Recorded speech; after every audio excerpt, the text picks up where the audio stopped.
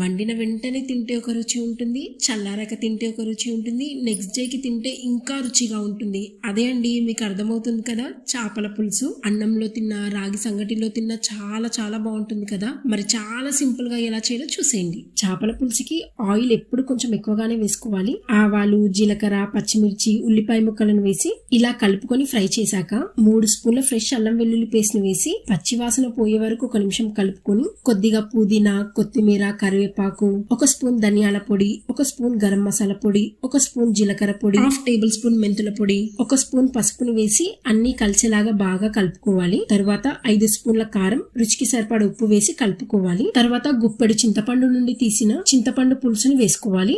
అలాగే కొన్ని నీళ్లను వేసుకోవాలి. పులుసు ఉడికేటప్పుడే ఉప్పు, కారం, పులుసుని సరి చేసుకోవాలి. పులుసు ఇలా ఆయిల్ పైకి తేలాక చేప ముక్కలు వేసుకోవాలి. చేప ముక్కలు వేశాక మూత పెట్టి 4-5 నిమిషాలు కదపకుండా ఉడికించాలి. మధ్యలో ఒకసారి గరిటెతో కలపకుండా ఇలా కదుపుతూ మిక్స్ చేసుకోవాలి. లేదంటే చేప ముక్కలు విరిగిపోతాయి. చేపలు ఉడికిపోవడానికి కూడా పెద్దగా టైం పట్టవు, త్వరగానే ఉడికిపోతాయి. ఇంకో 3-4 నిమిషాలు లో ఫ్లేమ్ లో ఉడికించాలి. ఇంకా లాస్ట్ లో కొత్తిమీర వేసి గ్యాస్ ఆఫ్ చేసుకుంటే గుమగుమలాడే చేపల పులుసు రెడీ.